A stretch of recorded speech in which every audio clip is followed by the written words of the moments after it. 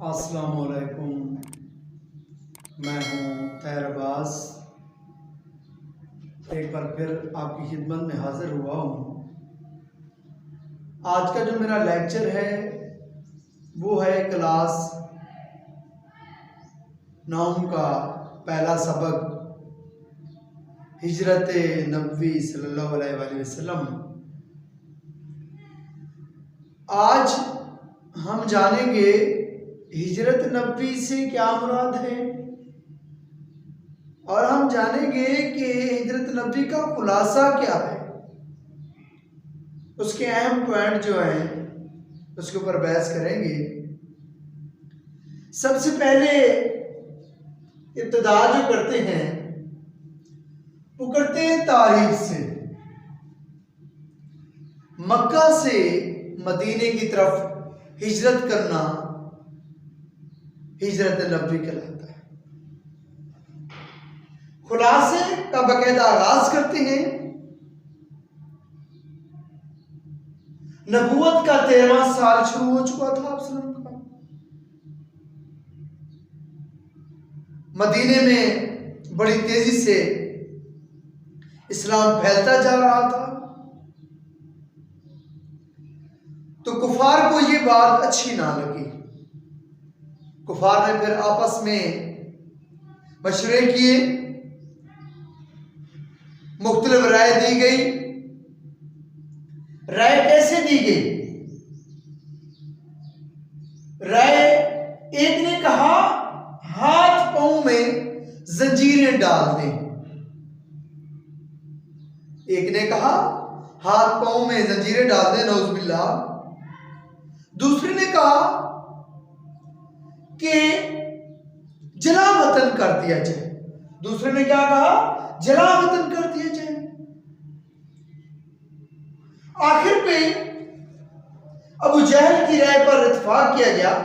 अबू जहल ने कहा कि आप सल्लम को नौजुबिल्लाह कत्ल कर दिया जाए।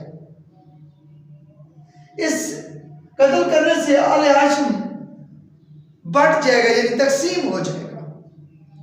फिर ये अकेले हमारा मुकाबला नहीं कर सकेंगे, यानी बढ़ जाएगा।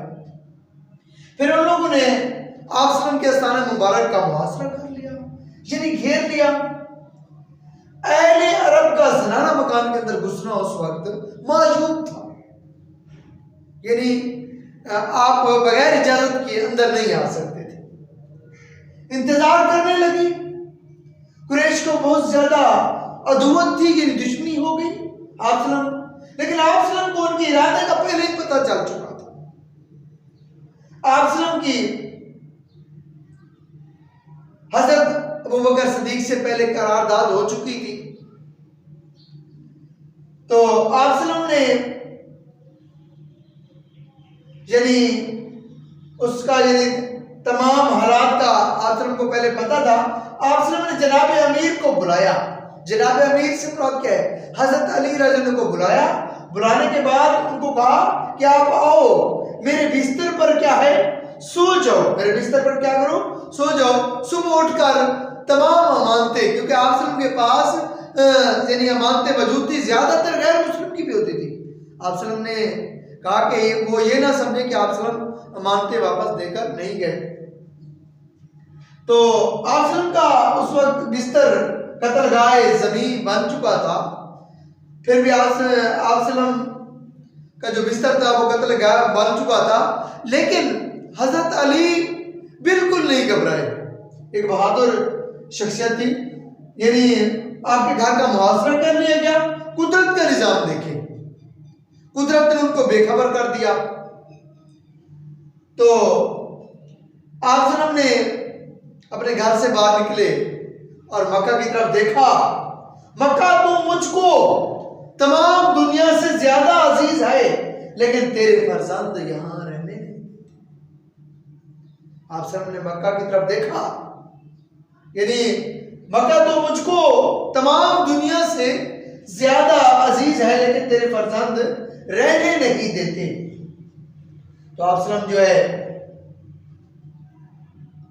गार में चले जाते हैं। वहां पर हजरत अबू बकर सिद्दीक का बेटा हजरत अब्दुल्ला उस वक्त नौफेज था, वो आता सुबह के वक्त आप सल्लम को खबर देता और 3 दिन गार में ऐसे गुजारे, 3 दिन गार में ऐसे गुजारे।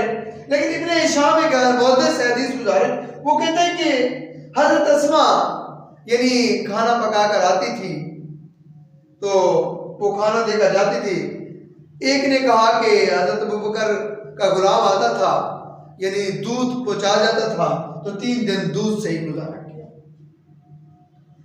सुबह के वक्त जब कुरैश आप सल्लम के बिस्तर पर पहुंचे तो उनकी आंखें खुली की खुली रह गई, क्योंकि वहां पर हजरत मोहम्मद के बजाय हजरत अली रज़ियल्लाहु मौजूद थे। और जालिमों ने हजरत अली रज़ियल्लाहु को पकड़ा और हरम में ले गए और कुछ देर महबूस रखा यानी कैद रखा। रखने के बाद क्या फिर छोड़ दिया। फिर आप सल्लम को पकड़ने के लिए पीछे रवाना हो गए और गार के दहाने तक पहुंच गए यानी किनारे तक पहुंच गए।